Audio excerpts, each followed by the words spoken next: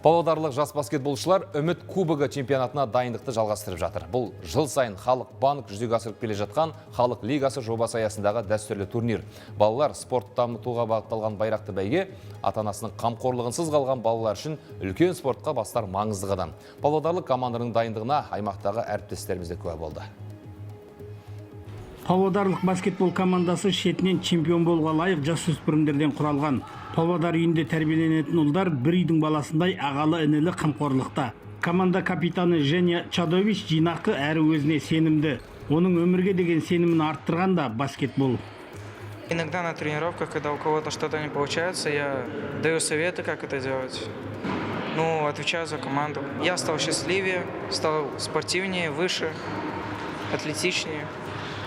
Мне стало нравиться заниматься баскетболом. Моя мечта – это попасть в высшую лигу, профессионально заниматься.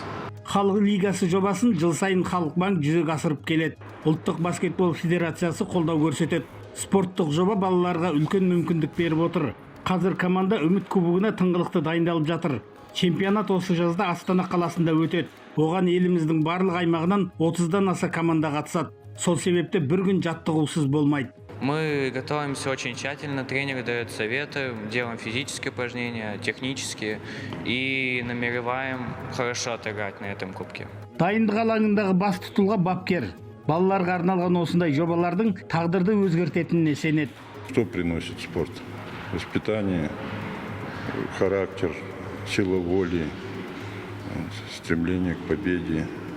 Они становятся хорошими людьми, приобретают друзей благодаря спорту.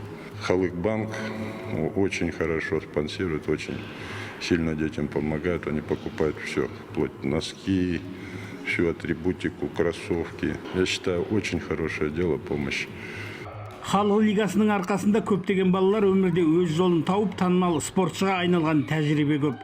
Бұл спортқа деген құштарлықты арттырады. Үміт кубогында жеңіске жеткендер жоғары спорттық разряд алуға мүмкіндігі зор. Тіпті спорт шеберлігіне үміткер, немесе спорт шебері бола алады. Павлодарлық баскетболшылар да осыдан үмітті.